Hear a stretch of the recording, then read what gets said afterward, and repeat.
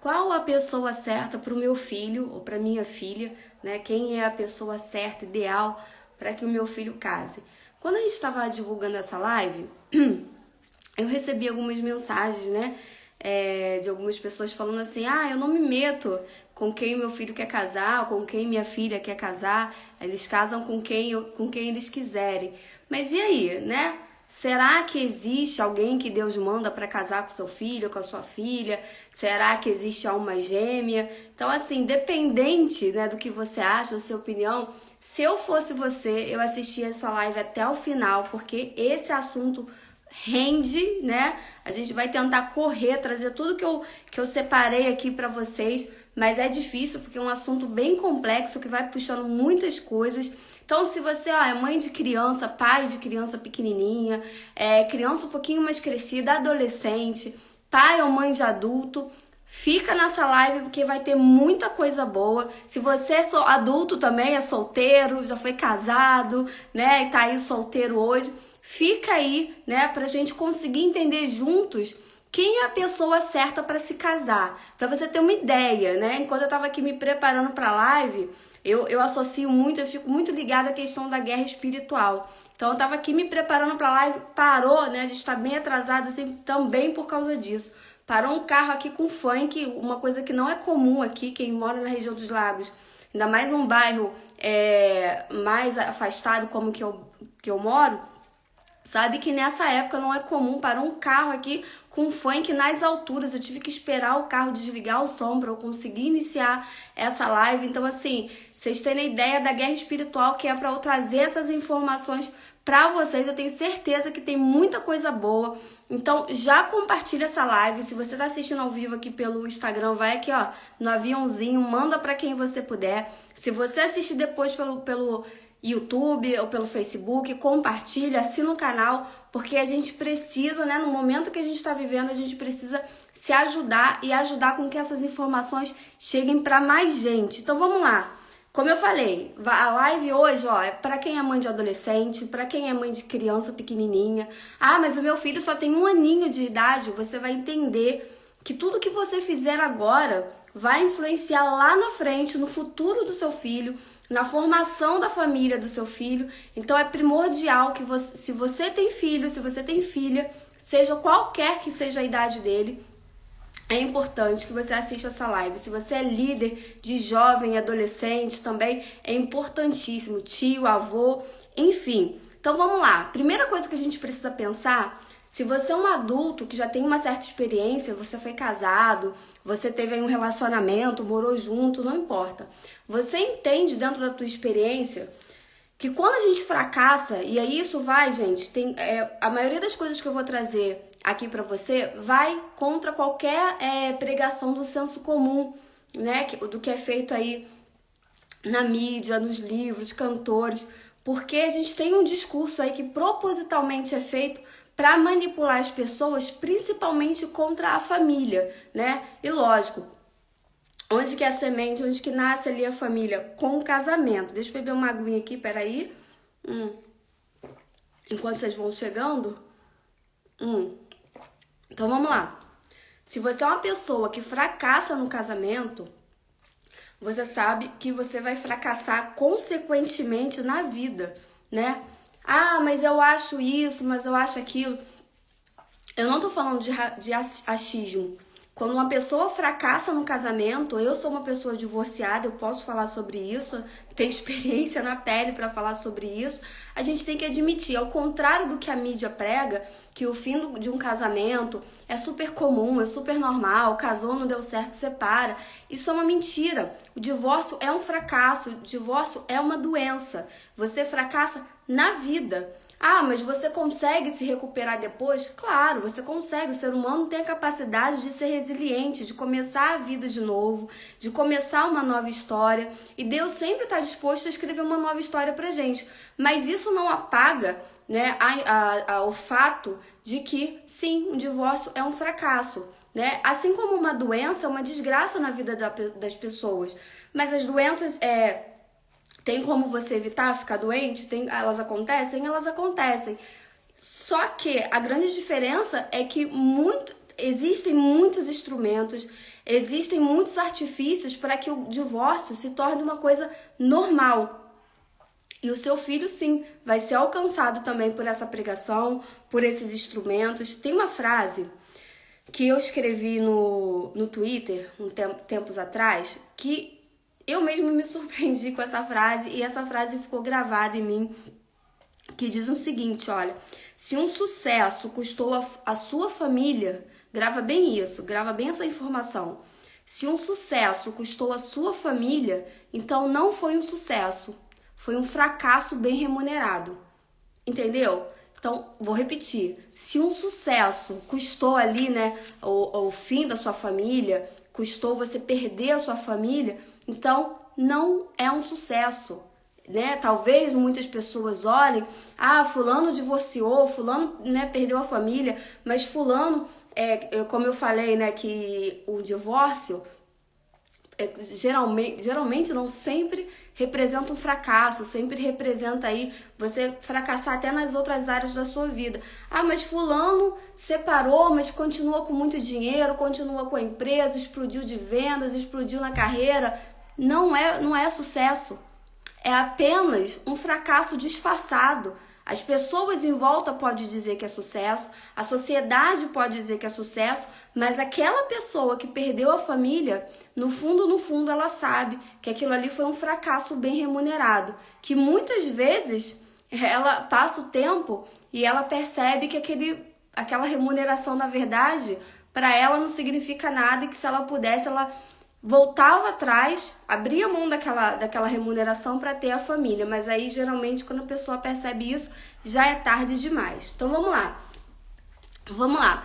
O seguinte, quando você se torna pai e mãe, essa é a sua principal missão de vida, fato, né? Você pode ser um empresário bem-sucedido, você pode aí ter uma carreira, você pode ter sucesso na área que for.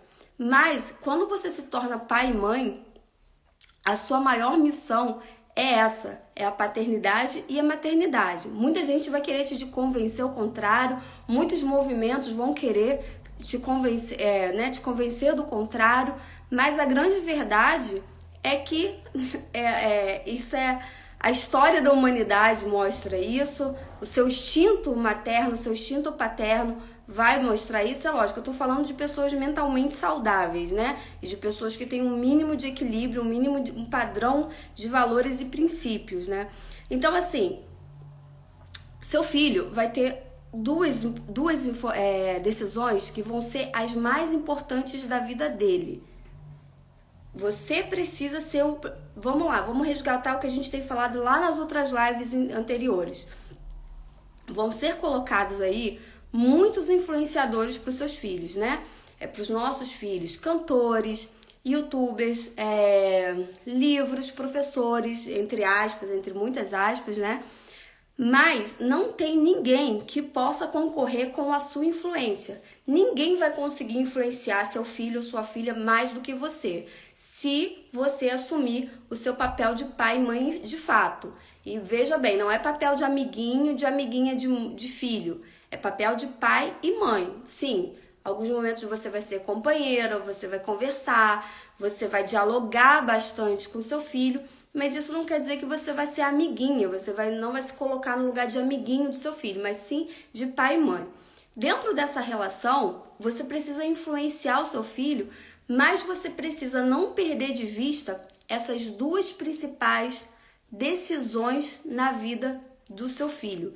Essas duas decisões que eu vou falar agora são as decisões que vão impactar toda a eternidade, toda a vida do seu filho, como nenhuma outra. Que decisões são essas? A mais importante de todas. Não adianta você educar seu filho para falar bem, não adianta você educar seu filho para ser um bom profissional, para escolher uma boa profissão, para comer bem, para ter saúde. Nenhuma decisão que seu filho vai tomar é mais importante do que essas duas decisões que eu vou citar para você. Que decisões são essas, afinal de contas, né? Uma, com quem seu filho vai passar a eternidade. Essa é a maior decisão. Ele vai passar a eternidade com Deus ou com o diabo?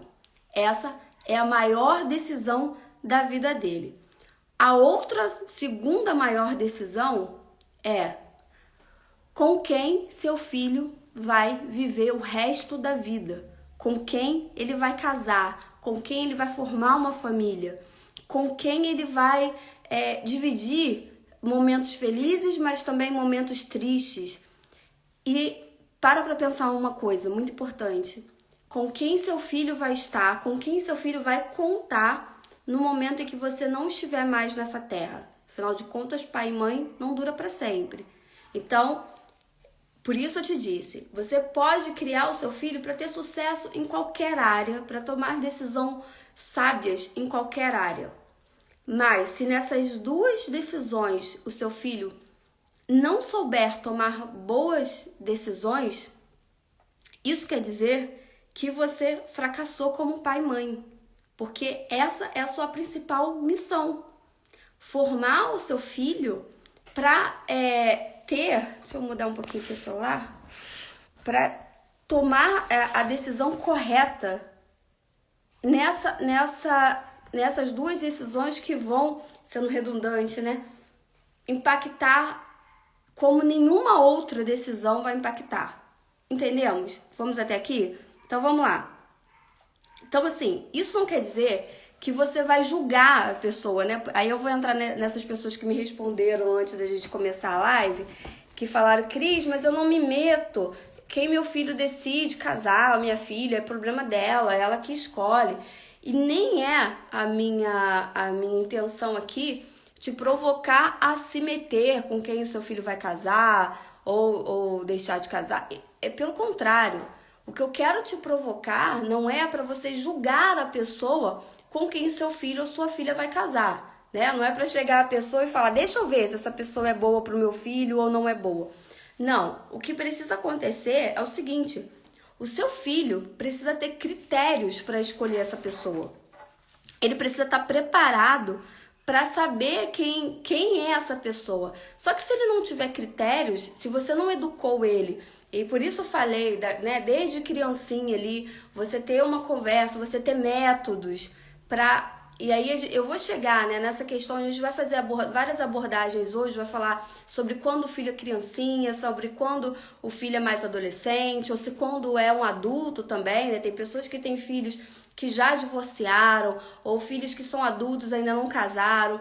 Então, o que você precisa fazer para que teu filho tenha clareza dos critérios para que seja uma pessoa ideal para ele casar? Né? E aí até o fim da live, eu não vou entrar nesse mérito, mas aí a gente vai entender se Deus manda alguém, se existe alma gêmea, né? O que acontece, pra gente entender quem é a pessoa. E às vezes até você que tá assistindo a live é solteiro, né? Usar essas informações a seu favor também, né? Não só a favor dos filhos. E aí eu vou usar uma passagem bíblica, né? De Mateus 19, pra gente continuar o papo aqui. Eu vou usar uma passagem bíblica que diz assim, ó, lá em Mateus 19, por esta causa, e disse Jesus, por esta causa deixará o homem pai e mãe e se unirá à sua mulher, tornando-se os dois uma só carne, de modo que não serão mais dois, porém uma só carne. Portanto, o que Deus uniu, não separe o homem. Então, vê bem que Jesus está falando, deixará o homem, seu pai e sua mãe, e se unirá à sua mulher.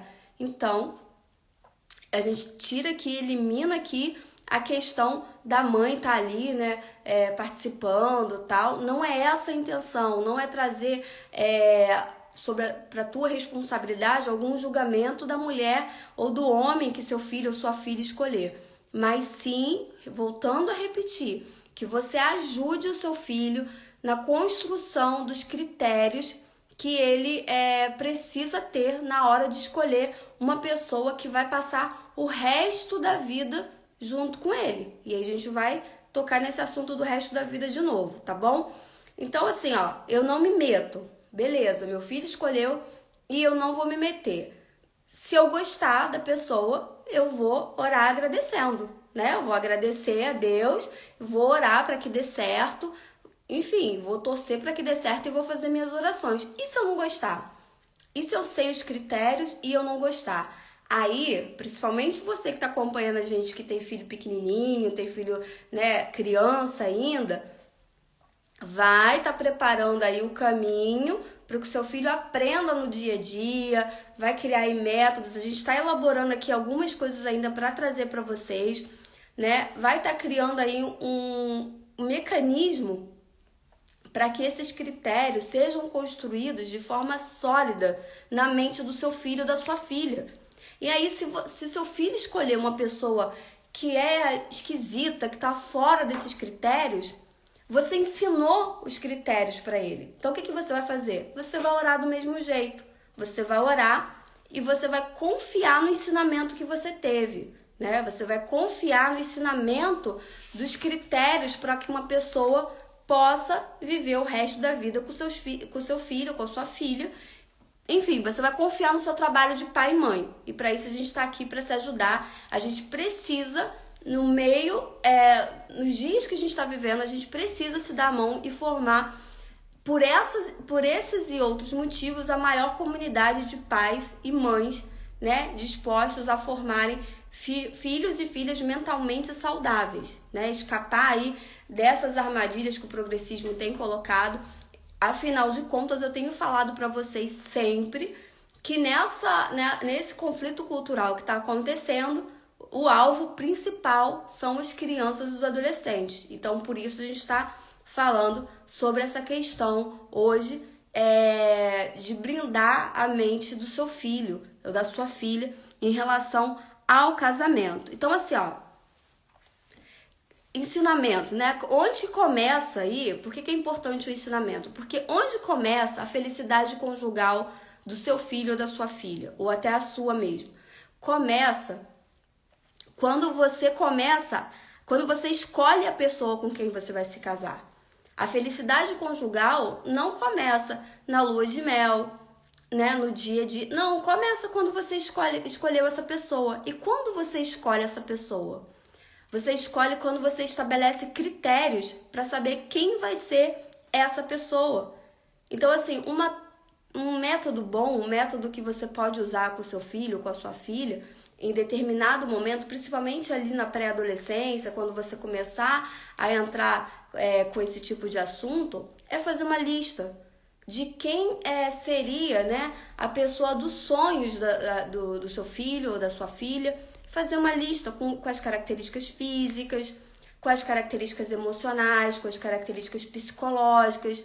Então, assim, faça esse exercício quando você começar a entrar nesse tipo de assunto com o seu filho. Faça esse exercício de fazer com que ele monte essa pessoa e que ele comece a sonhar com essa pessoa. Porque, assim, independente de você conversar ou não com ele, ele vai buscar um parceiro ou uma parceira de vida em determinado momento. E se você não conversar com ele, a rua vai conversar. O amiguinho da escola que não tem tanta experiência vai conversar. O professor que tá, na verdade nem professor, um militante que está ali disfarçado de professor, vai conversar. E aí, essa pessoa não vai conversar com o mesmo amor que você tem, com o mesmo cuidado que você tem, com os mesmos princípios e valores que você tem, com a mesma experiência que você tem. Então, é muito importante que sim, você comece, se seu filho é pré-adolescente, você comece a sentar com ele e falar sobre isso, e conversar sobre esses assuntos, e fazer ele traçar ali o príncipe, sim, o príncipe encantado, a princesa encantada. Ah, o príncipe encantado não existe. Aí é o que eu tenho falado. Muitas vezes, pra gente tratar os nossos filhos, a gente precisa nos tratar primeiro, né? Porque aí a gente cresce com as ideias feministas de que o príncipe encantado não existe, homem é tudo igual, e aí isso se torna uma crença limitante em você. E aí essa crença limitante vai passar para sua filha. E o homem é a mesma coisa. A mulher é tudo igual, mulher é interesseira, mulher é isso. E aí a sua crença limitante vai passar para o seu filho. Se você não consegue ter essa conversa com o seu filho, né, de ensinar para ele, lógico que o príncipe encantado vai ter defeitos, a princesa também vai ter defeitos, é claro que sim, até porque o seu filho também vai ter defeitos. Então, mas se você não consegue ter esse tipo de conversa com ele, é hora de você sim procurar se tratar, procurar quebrar essa crença limitante em você, para que você não passe isso para o seu filho, porque ainda que você não passe isso em palavras, né, diretamente, mas você vai passar essa ideia no dia a dia, em uma hora ou outra, em algum tipo de conversa, algum tipo de comentário, você vai transmitir essa ideia para o seu filho. Então, assim, esses dias, para exemplificar isso, eu vi um vídeo, eu esqueci de anotar o nome da menininha, mas eu sempre tô colocando os videozinhos dela no meu story. O pai dela, a menininha deve ter uns 2 aninhos, e o pai conversando, né? E ele falando sobre a história de Sulamita. Que Sulamita, Salomão, o grande rei sábio Salomão, se apaixonou por Sulamita.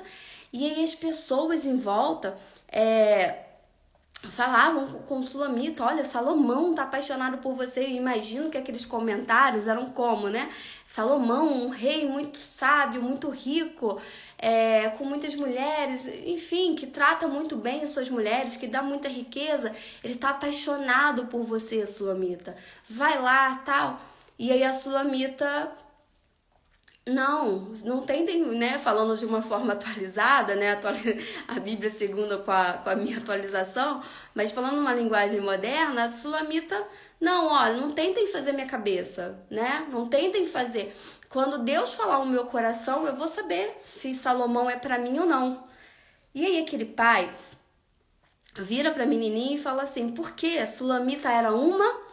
Nossa, e é emocionante, né? Ainda mais a gente que cresce ouvindo tanto pensamento feminista, a gente liga a televisão, desenho com ideias feministas, e foi emocionante quando eu vi a menininha falando assim: Sulamita era uma muralha, né? E aí o pai fala assim, deixa eu ver o que vocês estão comentando, muito bom tratar sobre esses assuntos, a Master Bela tá falando. Obrigada, Master Bela.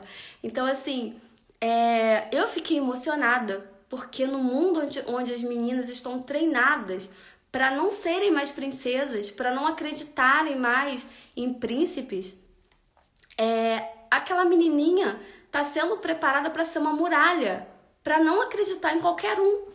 Porque o grande problema das mulheres hoje não acreditarem nos príncipes é porque a gente acredita em qualquer um. E aí a gente vai se decepcionando, e daí a gente passa a acreditar que não existem mais homens bons.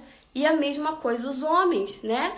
É tanto apelo sexual, e aí o homem é guiado muito pelo visual, que aí o homem acaba sendo levado aí pelo grupo de amigos, pelo grupo, os pensamentos que são vendidos pela mídia, a ficar com uma mulher pela beleza, mas a beleza passa. E aí no dia a dia ele vai descobrindo quem é aquela mulher e se decepciona. E aí ele acredita também que não existe mais princesas, né? E aí você vê uma menininha sendo forjada com a história de Sulamita. Olha, eu me arrepio. É emocionante, porque ele conta a história de Sulamita e ele coloca ali a Sulamita, olha, ela era uma, né? Ela já tinha postura de princesa. E quando aquele rei, quando as pessoas começam a tentar fazer a cabeça de Sulamita, não adianta ele ser rico, não adianta ele ser rei, não adianta ele ser poderoso, porque eu sou uma muralha. Então é esse o pensamento que a gente precisa, né? Que nós mulheres, até nós adultas mesmo, precisamos construir nós. E esse é o pensamento que a gente precisa construir nas nossas meninas e nos nossos meninos. Então, por isso que eu falei que é muito importante, mesmo você que é mãe dos pequenininhos, esteja nessa live para entender que desde agora você precisa forjar o seu filho para não ser manipulado pelo sistema, para não ser manipulada pelo sistema e acabar escolhendo errado, e acabar escolhendo uma pessoa para passar o resto da vida, e aí de repente ter que passar aí por um inferno na vida, né? Ou passa por um divórcio, que sim, é um fracasso, e aí como eu falei, não adianta você preparar o seu filho para todas as áreas da vida, colocar numa super escola, dar muita cultura, se um divórcio vai prejudicar todas as áreas da vida dele, vai ser uma marca que ele vai levar para sempre, né? Então, assim, a sua principal, vou voltar a repetir, a sua principal missão como pai e mãe é ajudar o seu filho a ter critérios para escolher com quem ele vai passar a eternidade, com Deus ou com o diabo. E a segunda maior decisão dele, você precisa preparar o seu filho para ter critérios para escolher com quem ele vai passar o resto da vida dele, com quem ele vai construir uma família, com quem ele vai dividir os seus dias, né? Então, continuando aqui, esse tema é muito complexo, a gente vai tentar pegar o máximo de detalhes possíveis aqui, mas o principal que a gente precisa ensinar para os nossos filhos, o principal que a gente precisa ter em mente até para passar essa ideia é o seguinte, né? Eu sempre repito aqui em casa com o Pedro, o namoro é um ensaio para o casamento, ponto final. Namoro não é para você ter alguém para passear, namoro não é você ter alguém para se divertir, ele precisa ou ela precisa ser capaz de se divertir sozinha, de ter momentos bons sozinha, né, ou sozinho, de ter amigos. Namoro não é para nenhum outro propósito que não seja se preparar para o casamento, ponto, né? Então, assim, e aí ele precisa estar ciente que esse ensaio para o casamento é o quê? Hora de observar. Então, o namoro é hora de observar essa pessoa com quem você tá, né? Observar todas as qualidades. Só que você observar as qualidades do namoro é a coisa mais fácil do mundo, porque em geral, principalmente o adolescente, né? Porque ele vai estar empolgado, vai estar com os hormônios à flor da pele. Então, o mais lógico, né? O que tende a acontecer é que as qualidades dessa pessoa sejam muito observadas. Mas o principal, o maior desafio que seu filho vai ter é observar os defeitos. O namoro, o noivado, é o momento de se observar os defeitos. Por quê? Porque depois que casar, é o momento de fechar os olhos para o defeito. Simples assim. Então, enquanto você está namorando, enquanto você está noiva, né? Aí as pessoas ficam assim, não, mas é de Deus, mas é de Deus, mas é de Deus. Mas você, e eu, assim, isso é minha experiência, eu tenho certeza que você que está assistindo, que já foi casado, que se divorciou, com certeza, deixa aí no comentário, eu sei que é a experiência de vocês também. Se a gente tivesse lá no namoro, lá no noivado, observado os sinais, né? Os defeitos que eram os sinais, porque assim, defeito todo mundo tem, mas se a gente tivesse observado os sinais lá, não teria casado. Então, essa experiência é primordial, é importantíssimo a gente entender que namoro é para se observar defeitos. Casamento, ó, aí é pra gente ficar cego e não ver mais defeito, ver só qualidade, entendeu? E aí, quando você estiver nesse processo de preparar seu filho para entender esses critérios, você vai enfrentar algumas dificuldades, né? Você vai ali, não importa a idade que ele tenha, não importa se é criança, se é pré-adolescente, se é adulto, você vai enfrentar dificuldades para colocar esses critérios na cabecinha do seu filho. Isso por quê? Porque foi exatamente o que eu falei agora no início da live. O arsenal de ferramentas que tem para influenciar seu filho a escolher erradamente uma esposa ou um esposo é muito grande e é constante. Porque assim, para pensar comigo, quanto mais as pessoas escolhem errados seus parceiros, mais a tendência é que esses casamentos fracassem. E quanto mais casamentos fracassados, mais casamentos fracassados. Como isso? É a lei da manada, né? Quanto mais... Por que divórcios entre artistas, entre atrizes, atores, enfim? Porque os divórcios dos famosos são tão divulgados? Isso é intencional, isso é método.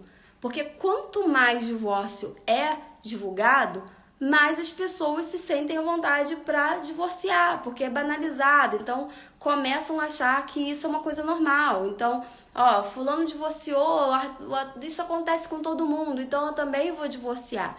Então, quanto mais casamentos fracassados, a tendência é que se tenha mais casamentos fracassados, porque eles vão influenciando outras pessoas. Então, por exemplo, seu filho cresceu, casou e divorciou.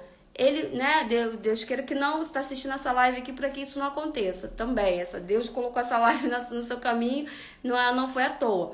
Mas, se isso acontece, não é só aquele casamento que acaba, eles acabam influenciando os casamentos em volta, dos amigos, né? De repente, pessoas que estavam ali em crise no casamento começam a achar, por influência do meio, que a decisão mais fácil é divorciar.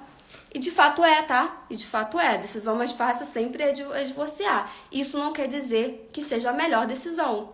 A decisão mais fácil, aliás, sempre é desistir. Seja qual for a situação que você esteja passando na vida, sempre a situação mais fácil é desistir. Agora, é a melhor decisão? De longe não é, né?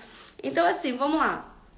Então, você vai enfrentar todo o meio ali para influenciar o seu filho a escolher errado, né? A menina vai escolher o rapaz fortão, o rapaz que tem o Salomão, né? Vamos lá, a gente falou do exemplo da Sulamita, né? Então, o rapaz que se destaca, o rapaz que chama mais atenção pela beleza física, e o menino vai escolher lá a menina mais popular, não sei o quê. Mas, e os critérios, né? A gente vai chegar nos critérios já. Porque não é construído esse critério na cabeça dessas crianças e adolescentes. Dificilmente você vai ver um programa de televisão, eu pelo menos não vi nenhum, né? Um livro que tenha grande circulação falando sobre isso. Talvez você veja um pouco disso nas igrejas, mas como eu tenho falado, as igrejas têm sido muito aparelhadas aí pelo progressismo. Então, até mesmo dentro das igrejas, às vezes fica difícil um pouco da gente ouvir isso, né? Mas a quem cabe esse papel? É por isso que eu falo, tá na hora da gente parar de jogar responsabilidade para os outros. Ah, mas o pastor tem que falar, mas o padre tem que falar, mas fulano tem que falar. Não, é você, pai, que tem que puxar a responsabilidade para você. Porque amanhã, se seu filho sofrer, se seu filho entrar num relacionamento que fracassar, né, ele vai sofrer e ninguém mais vai sofrer com ele, junto com ele, como você, que é pai e mãe. Então, assim, é muito importante que você puxe essa responsabilidade de construir esse critério na cabeça da criança para você, pai e mãe, tá? Então, vamos lá. A gente está vivendo uma era do neopaganismo. O que é o neopaganismo? A gente não percebe porque o efeito... Todo mundo já ouviu aquele conto, né? Do sapo que é colocado na água morna e liga o fogo e aí a água vai esquentando. Tem gente que diz que é mito, né? Eu nunca coloquei um sapo na água morna, não sei falar se é mito ou se não é. Mas reza a lenda que se você coloca um sapo na água morna, vai esquentando, o sapo não percebe, daqui a pouco, né, ele já era, né? Alguém cozinhou o sapo ali. Então, a gente mais ou menos meio que sofre esse efeito. A gente tende a falar assim, os tempos mudaram, porque na minha época não era assim, na minha época não existia essa coisa de ficar, era namorar, noivar e casar. O que a gente precisa entender é que os tempos não mudaram, eles foram levados a mudar, né? Eles foram manipulados. Tudo isso que acontece hoje, tudo isso que você acha que foi a modernidade que trouxe, ou que foi o tempo que trouxe esses hábitos, não, houve um trabalho em massa para que essas coisas se tornassem comuns, né? Então, assim, os tempos não mudaram. Do mesmo jeito que os tempos sozinhos não vão mudar daqui para frente. O que tem acontecido é que, assim, artistas são montados muitas vezes nem de acordo com o talento que tem, tá? A gente vê aí artistas que... Quando você pega aí um artista que representa muito movimentos, e você coloca ele para cantar sem mecanismo, sem instrumentos tecnológicos, você acaba percebendo que esse artista nem voz tem, nem talento tem para aquilo que está fazendo. Mas pouco importa, porque aquele artista tem um discurso que vai influenciar uma geração. Então, assim, a gente está vivendo uma era em que o errado, e aí todo mundo, vai concordar com isso, o que é errado, muitas vezes é considerado como certo. e o que é certo é considerado como errado. Às vezes essas informações vão chegar muito gritantes e a gente se assusta, a gente fica, meu Deus, como pode alguém considerar isso certo? Mas às vezes vai ser tão sutil essa inversão de valores, que mesmo nós que fomos criados em outra geração, em que as coisas eram diferentes, não vamos perceber. Então, se nós não percebemos, que dirá nossos filhos? Então, a gente está vivendo uma era do neopaganismo. E assim, e seu filho está crescendo nesse ambiente. Está crescendo no ambiente ali da água fervendo e o sapo não percebendo. No caso, o sapo somos nós, somos as crianças, tal. Então, assim, a tendência é que quanto mais tarde você começar a colocar essas ideias para ele, apresentar essas ideias para ele, mais ele vai ter resistência e te falar o seguinte clássico, que todos os adolescentes já falaram para os pais, inclusive a gente, né? Porque na nossa época também tinha água que estava ficando morninha e a gente não percebeu, né? Tinha a boquinha da garrafa, tinha a loira do tchan, tinha tudo isso que a gente não percebia, que ainda era colocado de uma forma mais sutil. Tinha feiticeira, tiazinha. O que era tiazinha, gente? Né? A tiazinha fazia referência ao quê? A um ato sexual. Então, assim, tudo isso foi sendo apresentado pra gente muito aos poucos e a gente não percebeu. E o que a gente falava na época, quando os pais da gente iam repreender a gente, alguma coisa, o que a gente falava? Mas todo mundo faz. Mas os meus amigos todos fazem assim. Mas meus amigos todos já estão namorando. Mas os meus amigos todos já estão ficando, né? Mas todo mundo vai naquela viagem sozinho. Por que eu não posso? Mas todo mundo vai naquela festa. E qual era a resposta clássica? Você não é todo mundo. Não é isso? Se todo mundo se jogar na ponte, você vai se jogar? Então, essa era a resposta clássica. Então, assim, isso numa época em que a informação vinha muito disfarçada. Então, perceba que a gente tinha a música da boquinha da garrafa, que já fazia, né, já remetia à questão do ato sexual, mas ainda tinha um disfarce, ainda era ali, né, quem era muito inocente, criança que era muito pequenininha, não entendia. Hoje em dia, eu lembro que eu estava no Rio, na Vila Olímpica, quase um ano atrás, e aí apareceu um menininho de 5 anos, 6 anos mais ou menos, e eu fiquei com vergonha da música que ele cantou. Ele estava cantando um funk, dançando, e assim, eram palavras que eu não consigo repetir para vocês aqui, não consigo repetir nem no meu dia a dia. Então, assim, a música hoje é a descrição de um ato sexual. E, assim, com palavras de baixo calão. É isso que essas crianças convivem. Então, assim, seu filho tá crescendo nesse meio, né? No meio do neopaganismo, como eu tenho falado. Então, qual é o remédio para isso? O bom e velho clássico, você não é todo mundo. Então, isso precisa... Gente, eu tenho falado que tem muita gente vendendo aí educação de filho na rede social. Muita gente.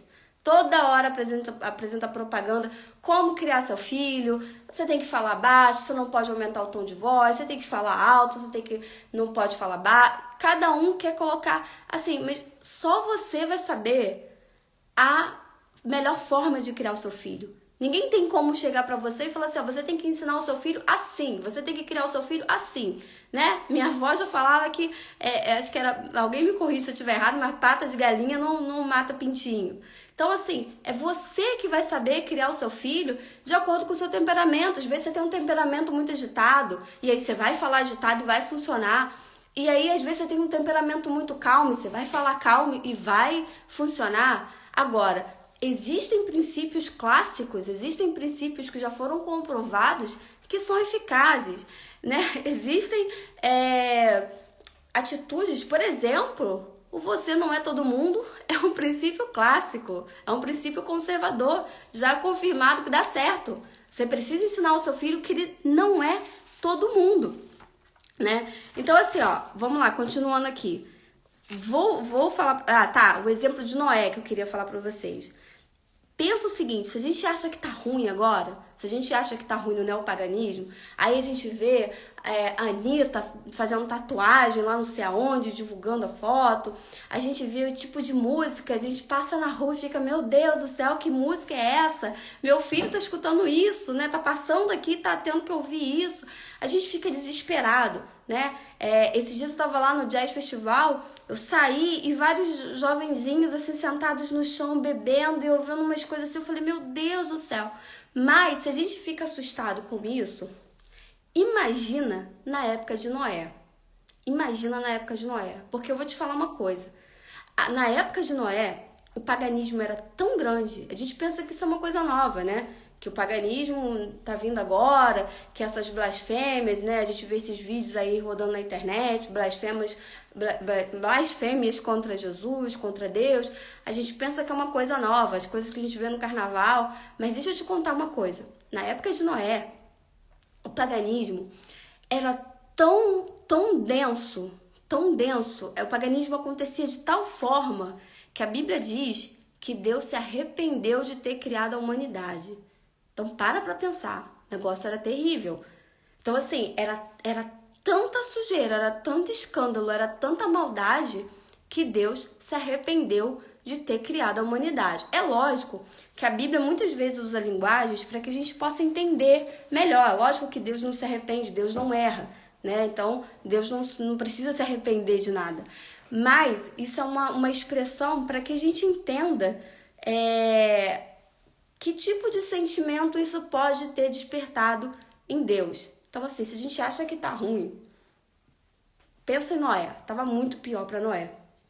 Mas Noé, ele não se assemelhou a todo mundo. Ele não era todo mundo, né? Provavelmente a mãe de Noé, ele cresceu com a mãe dele, o pai dele falava, você não é todo mundo.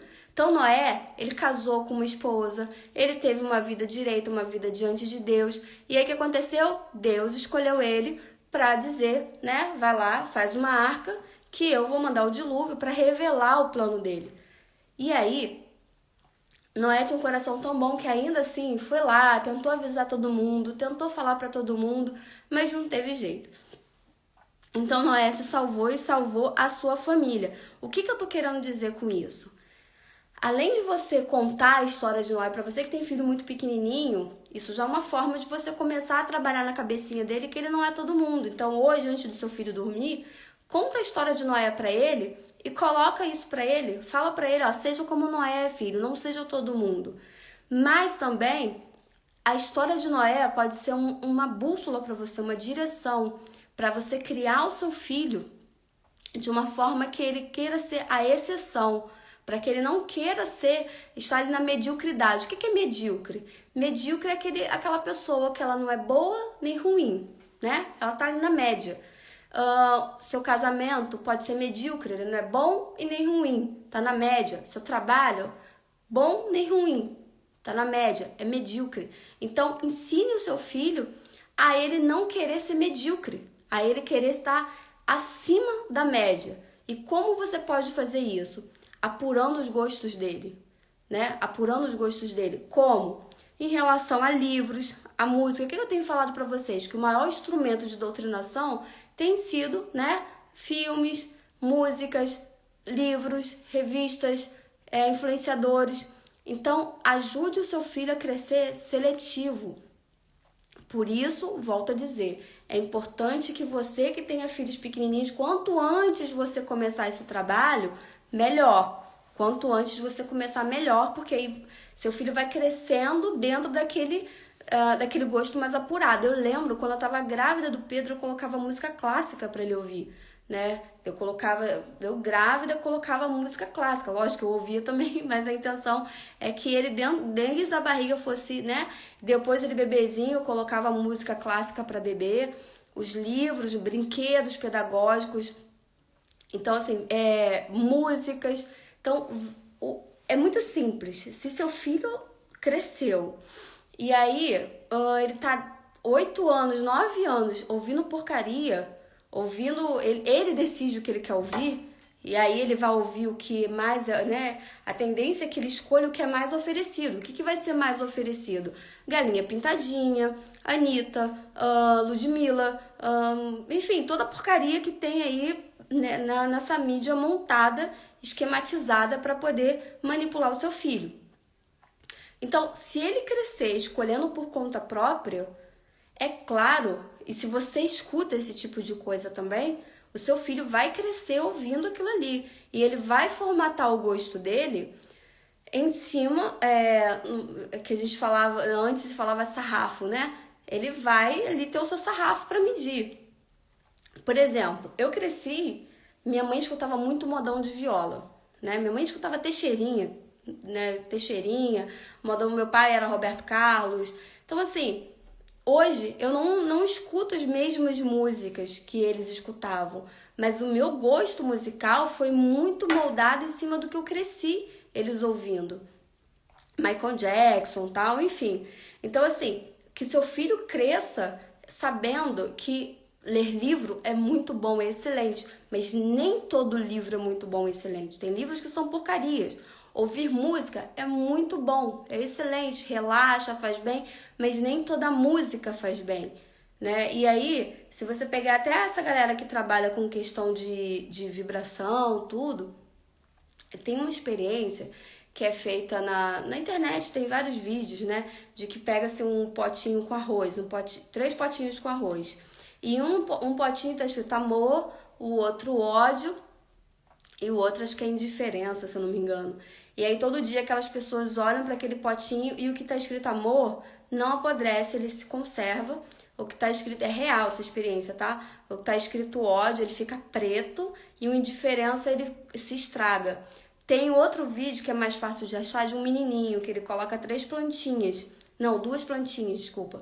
Ele coloca 2 plantinhas e para uma ele fala, todo dia, você é linda, você é maravilhosa, eu te amo, tal. E para outra ele fala, feia, chata, boba. E ele vai fazendo isso dia após dia.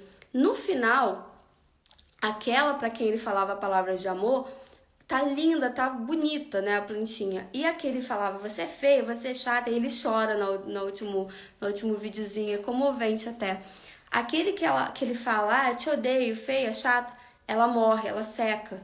Então, assim, a mesma coisa é o seu filho. Se ele cresce num ambiente onde as músicas vibram palavras boas, palavras positivas, palavras de amor, palavras que fazem bem para a alma, ele vai se tornar aquela planta bonita, né, cheia de amor próprio.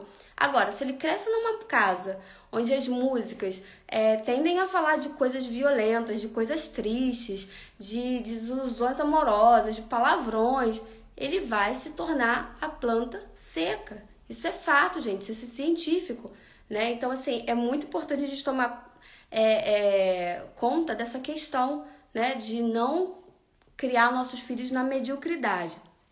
Então, vamos lá. E aí eu vou voltar naquela questão que a gente falou lá no começo da live, de com quem seu filho passará o resto da vida, porque isso aqui é primordial, que ele absorva isso aqui. Ele absorva que ele precisa passar o resto da vida com a pessoa que ele escolher para casar. Porque assim, vou falar para vocês, maldita pessoa que criou a frase, se não der certo, separa. Sabe?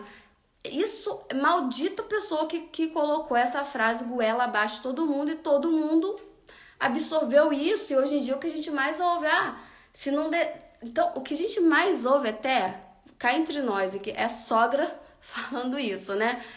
Minha filha, meu filho, casa, vai lá ser feliz, se não der certo, separa, né? Então, assim, a pessoa não tem noção do mal que tá fazendo pra vida do próprio filho. É o contrário. Você precisa estabelecer na cabecinha do seu filho os critérios para ele escolher uma pessoa, mas também você precisa estabelecer na cabeça dele que quando ele casar é pro resto da vida, e por isso ele precisa escolher bem.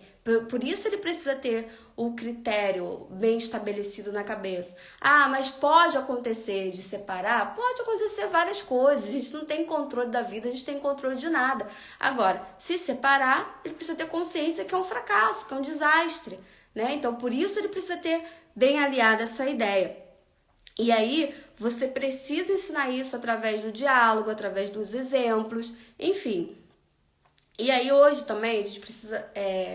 eu falei pra vocês sobre o método, né? Que a gente fala, os tempos mudaram, mas a gente precisa ter consciência que os tempos não mudaram, eles foram manipulados para serem mudados, é método, né, que foram colocados em práticas para que as pessoas mudassem os pensamentos, mudassem os hábitos. Não foi uma mudança natural da humanidade, né, essa promiscuidade, tudo isso que a gente vê acontecendo não foi uma mudança natural da humanidade, foi montado, foi métodos que foram utilizados para que a população aceite isso como normal.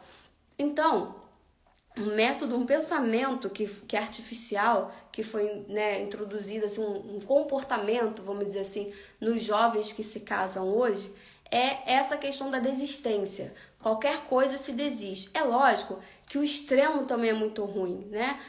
A gente tinha aí exemplos de mulheres que sofriam, que apanhavam, que passavam por N situações e também ficavam, não pode separar de jeito nenhum, tal. O extremo é prejudicial. Agora, a questão de você casar, e aí hoje em dia o que a gente vê, se você parar para conversar com a maioria das pessoas que se divorciaram, qual foi o motivo da desistência? Porque a gente teve incompatibilidade de gênero, enfim, de comportamento, porque ele pensava de um jeito, eu pensava de outro, mas não viu isso antes de casar? Né? Não viu antes. E aí hoje a gente vê pessoas separando por motivos banais, tipo, porque largava a toalha em cima da cama. Porque, enfim, são motivos muitas vezes banais, porque os jovens de hoje são ali, receberam a informação de que você pode separar por qualquer motivo. Então você casou, você gosta de ver série, o seu marido não gosta de ver, sei lá, jornal, então é um motivo para separar. Você gosta da noite, ele gosta do dia, é um motivo para separar. É lógico que a gente vai ver aqui quando eu entrar no critérios que tem várias situaçõezinhas que dificultam a vida do casal, mas isso é para ser visto antes, porque mesmo quando esses critérios são vistos antes, o casal vai passar por dificuldades no casamento, mas isso não significa que seja motivo para separar. Mas a gente tem isso hoje, né? A questão de separar ficou muito banalizada, qualquer coisa se pode separar. E aí a gente entra em algo que, né, eu sempre falo que o cristianismo, a gente não entende por que é tão combatido o cristianismo, a gente não entende por que é tão atacado, porque o tempo todo se fala contra o cristianismo, mas o cristianismo acaba sendo esse grande escudo em cima da família. E aí, se por um lado a gente tem aí a banalização do casamento, né, feita aí por diversos movimentos orquestrados, métodos orquestrados, por outro, a gente tem a família como projeto de Deus. Isso é fato. Família é um projeto de Deus. Deixa eu beber uma água aqui. Então, assim, família é um projeto de Deus. E aí a gente vê essa briga aí, ora contra o cristianismo, ora contra a família, porque na verdade é uma briga contra uma coisa só.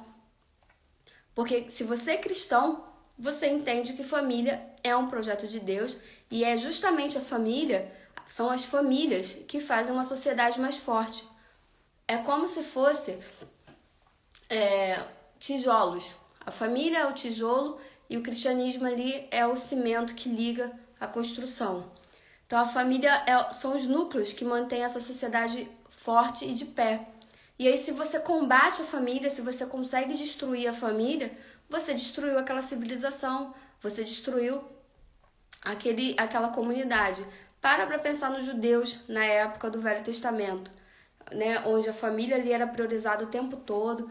Se aquelas famílias fossem destruídas, e aí tinham vários critérios, né, para a funcionalidade daquelas famílias, tinham algumas leis, por exemplo, quando o homem morria, o irmão tinha que assumir aquela mulher com a criança. A questão das viúvas e das crianças órfãs era muito olhado, porque elas não podiam ficar desamparadas. Então havia todo um cuidado ali com a família para que não entrasse em colapso, porque se a família entrasse em colapso, Israel também entraria em colapso. A própria sociedade de Israel iria ali desandar e poderia ali, era muito fácil naquela época, acontecia muito de alguns povos surgirem e alguns povos serem dizimados, fossem por uma doença, fosse por um caos social. A gente vê historicamente isso acontecendo com diversos povos, e aí com Israel isso poderia acontecer também. E aí a gente via todo esse cuidado, com toda essa preocupação, e é engraçado que o cristianismo é acusado várias vezes de ser machista, né? Mas quando você estuda o Velho Testamento, você vê o tempo todo essa preocupação com o amparo às crianças e às mulheres. As mulheres que ficassem viúvas, as mulheres que ficassem desamparadas. Mas quem diz defender as mulheres hoje, a gente não vê essa preocupação. Afinal de contas, o que você acha que aconteceu com as mulheres e com as crianças depois que o divórcio passou a ser banalizado, né? Então, as mulheres acabaram sendo muito mais prejudicadas nessa situação aí. Então, a gente não vê na verdade, o discurso que parece em defesa das mulheres acaba sendo o principal motivo de prejuízo das mulheres na época de hoje. Então, seguindo aqui, olha, em Gênesis 12, fala sobre Abraão, que em ti serão benditas todas as famílias da terra. Então, Deus ali pega Abraão, tira do meio de um povo pagão, e desenha um projeto para a vida de Abraão, e através desse projeto, o intuito principal desse projeto ali é abençoar todas as famílias da terra. Então, assim, família para Deus é algo muito precioso, é algo muito...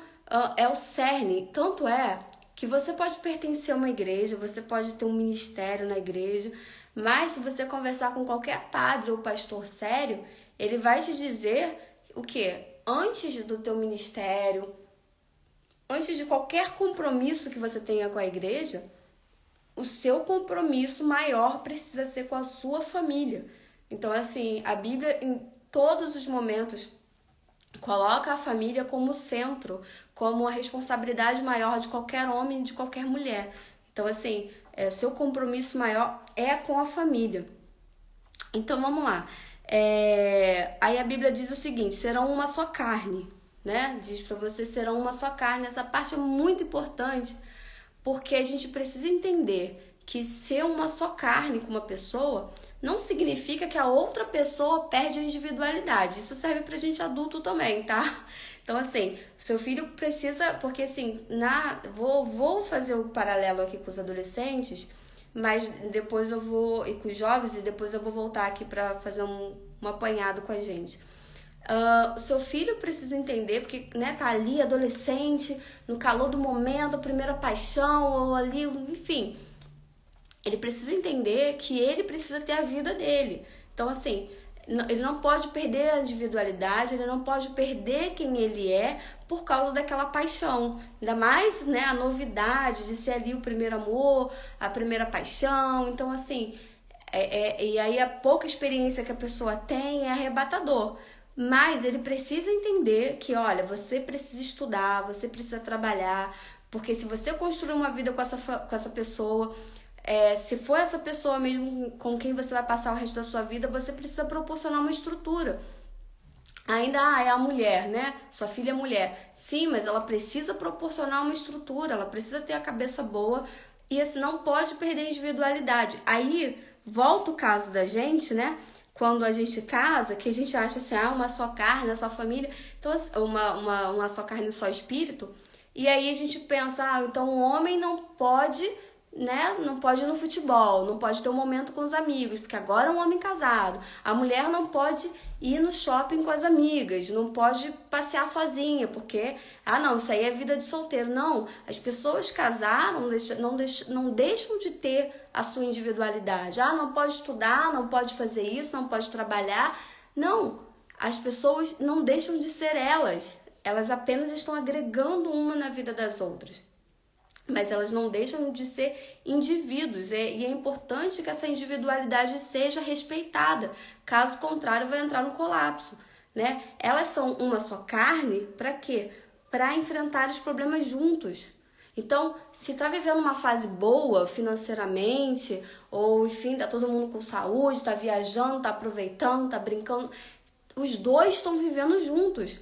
Mas se acontecer uma fase difícil, uma fase ruim, de repente uma privação, uma falta de comida, enfim, uma dificuldade financeira, dívidas, problemas, os dois também precisam viver juntos. É na saúde, na doença, na riqueza e na pobreza.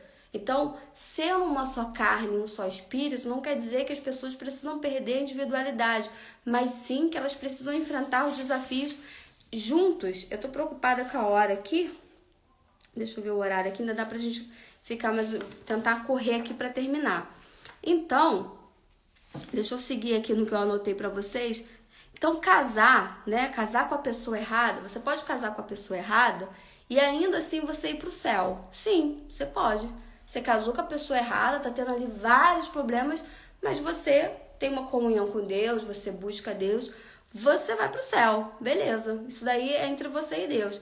Agora, você pode ir pro céu e por você ter casado com a pessoa errada, você está vivendo um inferno na terra, né? Você viveu um inferno antes de ir pro céu. Então é isso que você quer pro seu filho? Aí você ensinou seu filho dentro da Bíblia, ensinou ele a ter comunhão com Deus, ensinou ele a ser uma pessoa temente a Deus, mas não ensinou ele tomar uma decisão, ter critérios para tomar uma decisão correta. Aí o que acontece? Seu filho é uma pessoa que vai pro céu, mas antes de ir pro céu, ele tem que passar pelo inferno na terra. Eu tenho certeza que nenhum pai e mãe, né, nenhum pai ou nenhuma mãe quer isso pro seu filho. Então por isso é muito importante que você estabeleça na cabecinha do seu filho quais os critérios ele precisa ter para escolher bem uma pessoa. E aí, quanto mais cedo você começa a trabalhar esses critérios, melhor. Quanto mais cedo, mais isso vai ficar entranhado nele e ele vai ter uma capacidade para se tornar um adulto mentalmente saudável e capaz de usar esses critérios para escolher uma pessoa que vá ali valer a pena, né? Vá viver uma vida com dificuldade, porque o casamento tem dificuldade, mas é uma vida em família, né? Então, assim, e além disso tudo, né? Ele vai viver um inferno na terra antes de ir pro céu e a gente sabe que vai prejudicar as outras áreas da vida. Porque, vamos lá, gente, quem vai viver um casamento, né, um casamento infernal, uma mulher chata que vive reclamando o tempo todo, que reclama de tudo, que nunca tá satisfeita com nada, que não cuida da casa, que não cuida dos filhos, que não cuida de si mesmo? Quem vai viver isso e vai ter uma vida profissional boa, próspera, e vai ter uma mente boa para estudar, e vai ter uma vida espiritual ok? E a mesma coisa, quem vai ter um marido que bebe o dia todo, que não quer saber de trabalhar, que não assume as responsabilidades da casa, que não respeita a mulher e vai ter uma vida profissional boa, e vai ter cabeça para estudar, e vai ter uma vida espiritual ok, vai ter um emocional equilibrado? Não tem como. Então, se você não ensinar o seu filho a ter esses critérios, volto a falar, você vai estar sabotando, você vai estar ajudando ele aí a sabotar todas as outras áreas da vida dele. Isso serve pra gente também, tá?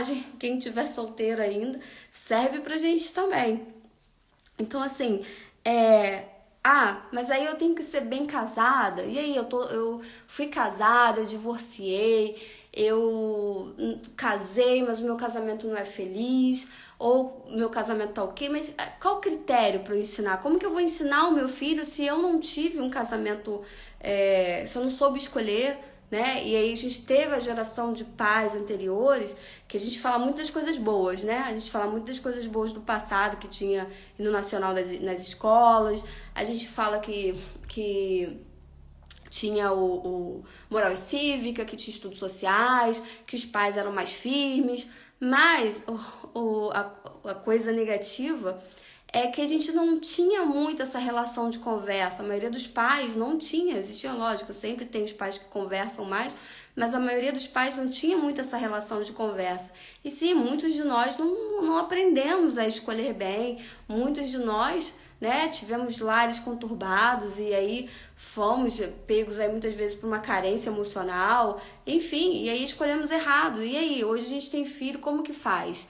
Como que eu vou ensinar para o meu filho se eu casei e não deu certo, ou se o meu casamento não é, como que eu vou ensinar, como é que eu vou fazer isso? Você tá falando que eu tenho que dar exemplo, tal, tudo mais.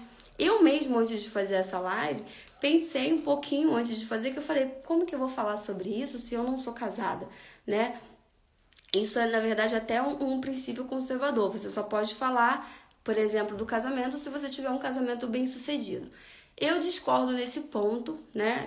Discordo, pego a minha liberdade de discordar, porque é o seguinte, se você teve um casamento que foi ok, que tá feliz, que tá tudo certinho, que tá ok, beleza, então você já tem um exemplo ali no dia a dia para mostrar para o seu filho. Olha só, tá vendo? Eu sou pai, a gente passa por dificuldades, mas olha, o casamento é assim e tal, respeito um ao outro.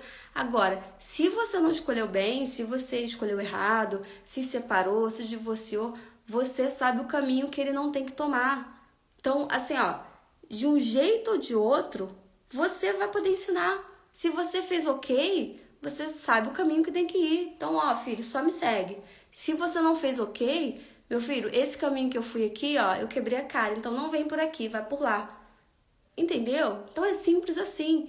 Então, assim, de toda forma, não tem ninguém nesse mundo melhor do que você para ensinar esse caminho pro seu filho, né? E aí, seja pelo exemplo positivo, melhor que seja positivo. Mas o exemplo é negativo, então usa o exemplo negativo então para conversar com ele. Olha, filho, eu escolhi errado por conta disso, e eu me dei mal. Então, olha, eu tô te ensinando aqui o caminho certo para você ir bem nessa área. Então vamos seguir aqui. Então é a hora de construir o alicerce do seu filho. Vamos entrar aqui, minha bateria já tá acabando para variar. Então vamos entrar aqui nos critérios. Afinal de contas, a gente falou tanto, né, sobre a importância de você formar esses critérios na cabeça do seu filho.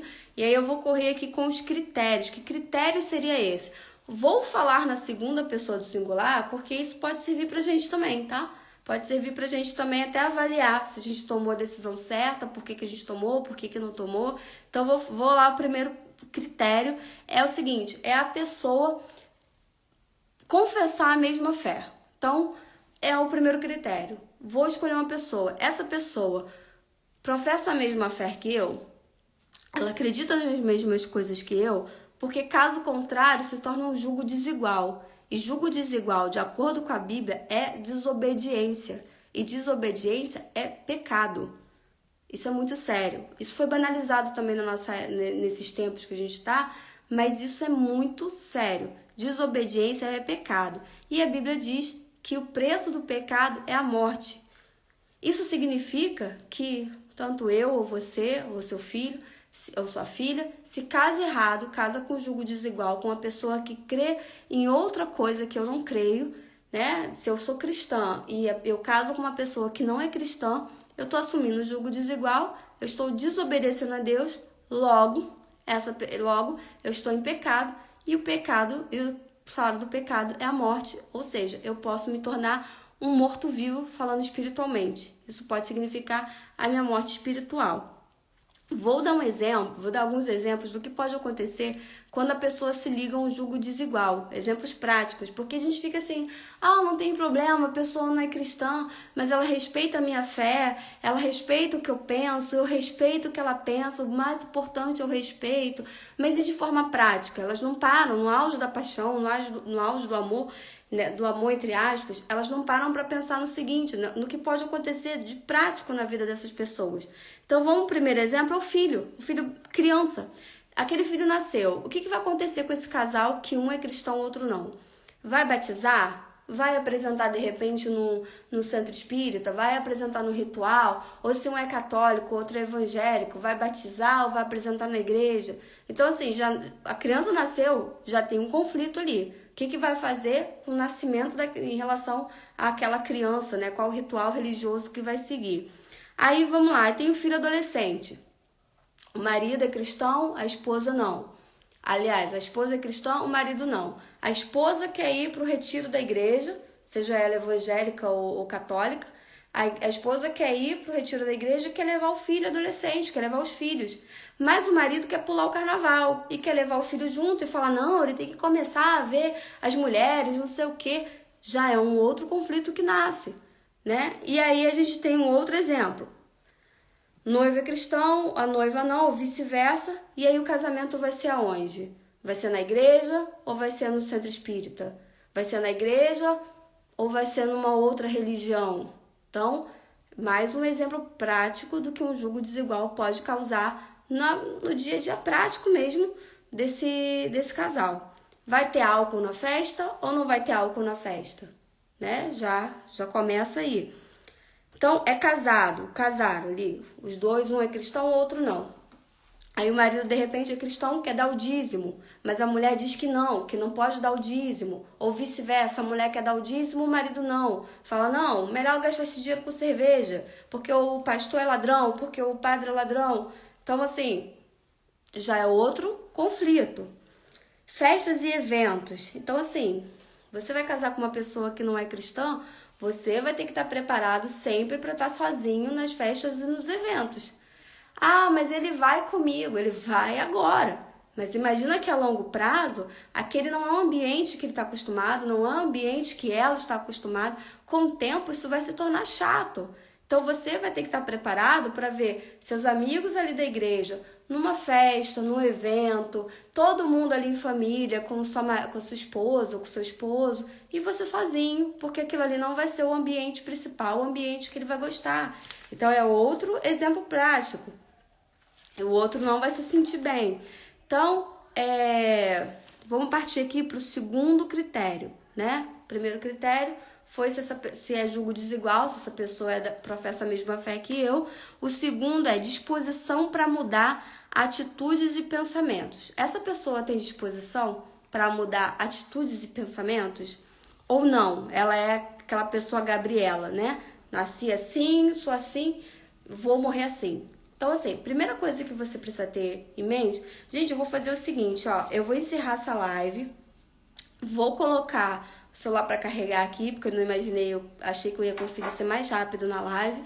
Vou colocar o celular para carregar e vou continuar aqui nos critérios, tá bom? Eu tenho 9 critérios aqui para que você saiba, seu filho saiba, você ensine isso pro seu filho e para que você saiba também, você que tá aí, a gente tem tido muitos adolescentes chegando aqui, jovens chegando aqui na página, então para que você saiba também se essa pessoa é ideal para você casar ou não, para que você pare de ficar buscando, será que é minha alma gêmea, será que foi Deus que mandou, quando na verdade Deus não vai fazer o que você tem que fazer, que é olhar para frente, que é olhar o óbvio, que é olhar os sinais, tá? Só um minutinho que eu já volto, vou encerrar aqui e já volto.